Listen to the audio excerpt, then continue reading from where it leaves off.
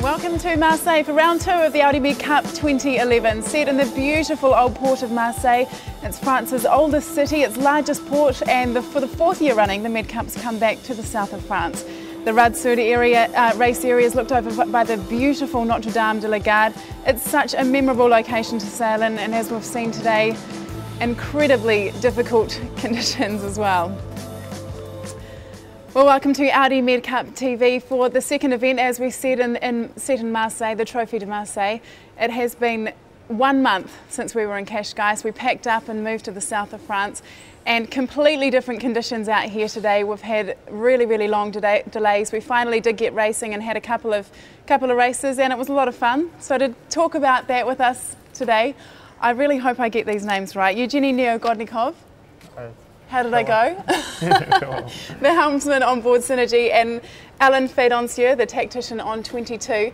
Now, Alan, this is the first time you've actually sailed on a Soto 40. You're from Marseille, but the first time you've taken a Soto 40 out there.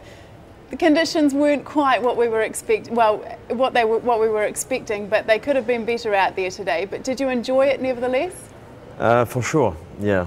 Yeah, the boat feels fantastic. We discovered 2 days ago. Yes, we know the area where we will sail, but we discover the boat step by step. We are a bit in a rush past days because the project has a short time to be prepared, but we feel good. The boat feels very good. Well, it was practice day for the Soto 40s today, and race 1 and 2 for the TP52s. Now, before we get into racing in Marseille, we're going to have a look back at what happened in Cascais.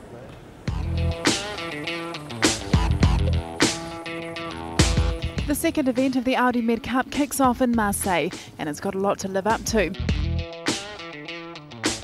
Conditions at the first event in Cascais made for epic racing, and intense rivalries were born. Spanish team Iberdrola won the new Soto 40 series and showed they'll be the frontrunners for the overall title. While Quantum has the first trophy of the year in the TP52 Championship and the early advantage.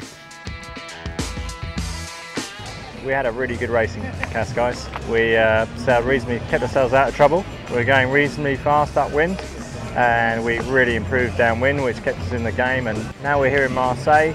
Certainly very different conditions. We're due. It's going to be much lighter, and you know, we've got to learn the boat in the light, the medium stuff, as do most of the fleet. So looking forward to the challenge. Marseille could prove the crucial regatta for winning the overall trophy, and so early in the season, the title race is wide open. So here's how the leaderboard looked after Cascais. Quantum racing on 19 points and so far ahead of the fleet. They had a real fantastic regatta in Cascais in strong winds. Ahead of Container, they were kind of the surprise result of Cascais actually. I mean, they'd only been with their boat a week, and then sitting there in second after Cascais, and Audi Azura team, they were battling with Container for that second place but came up third.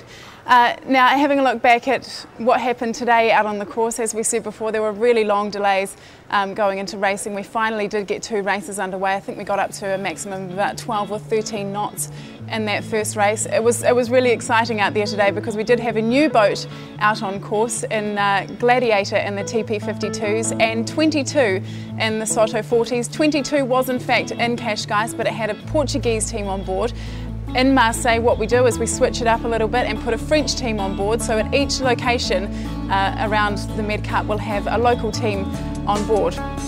And so before we get into the Soto 40s, they did have the practice day today. We're going to have a look back over the TP52s, race 1 and 2, and have a look how that went.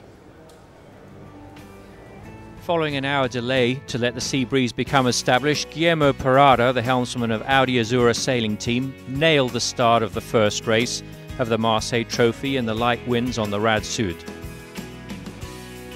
With speed off the line, he was able to take the left of the course and the best wins to lead at the top mark. And as so often happens in these conditions, that was enough for the Italian-Argentinian boat to open up an unassailable lead by the finish.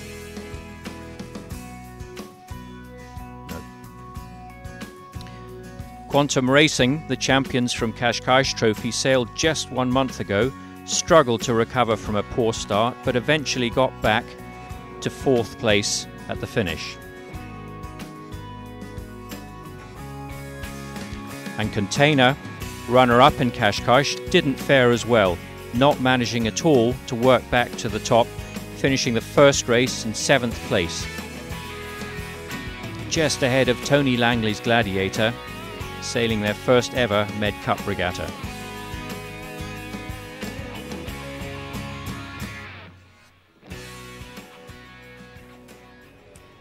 Well, Eugenie, I just want to come to you and talk to you about that first race today. You must have been really pleased with the way things went for your team. In light years, it's difficult out there, isn't it? Completely different to Qashqai.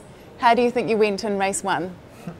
Of course, it's very different like Qashqai, because in Qashqai was always strong wind, here is a light wind, but I feel very well, and we did today really good starts, and I think a good tactics decision, and probably we have some mistakes on the board, on board, but we are working on it and going forward.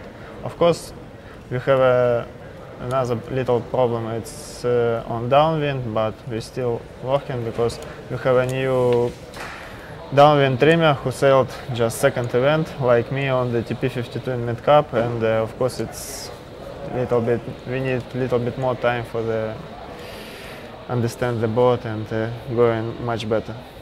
Can you talk about the importance of the start? Because, I mean, Azura had a fantastic start, and they really capitalised on that. So talk to us about how important that start was for you.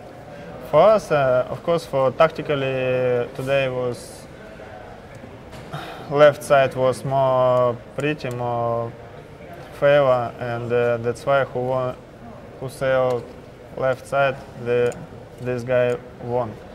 And that's why we were fighting for the pin. But on the first start, everybody was fighting for the pin. That's why maybe we had a little bit worse start than Azura.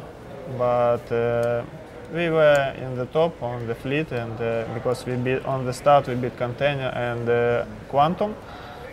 I think it's good for. Yeah, for sure.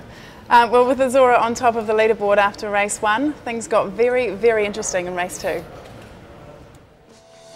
Following another long delay due to unstable winds, the second race of the day got going in just 5 knots of wind late in the afternoon.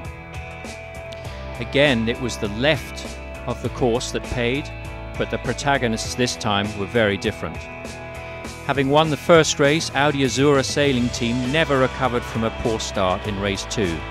It was Quantum that managed to wriggle clear first from the start line to get the best breeze and round the top mark with a lead that they held to the finish.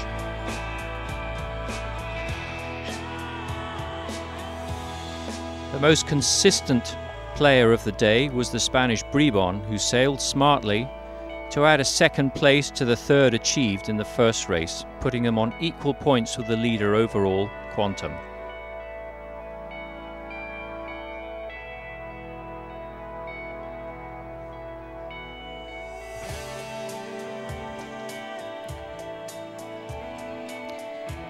And it was almost a 3-way tie for first place. But then on the last run of the second race, the Russian Synergy ripped their spinnaker from luff to leech.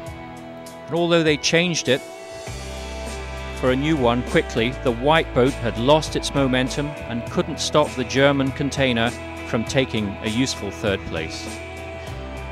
So Quantum won, followed by Bribon and Container in third. The leaderboard is looking. Quantum Racing again on top, but they do share the lead with Brebon, and Synergy in third place. As Marcus said there, Synergy would have actually been tied for the lead had they not ripped their spinnaker on that last beat. And I saw you grimace there when you had to watch it. You even closed your eyes. It's really hard to see, isn't it? How disappointing was that for you? Of course, we were not waiting for this mistake, and probably we dropped the jeep too early, and some buttons cut our spinnaker. But if you remember our second race in Cascais, first race we won, and second we were on the second place, and the same problem, but on the bottom mark we put the spinnaker to the water and broke the spinnaker.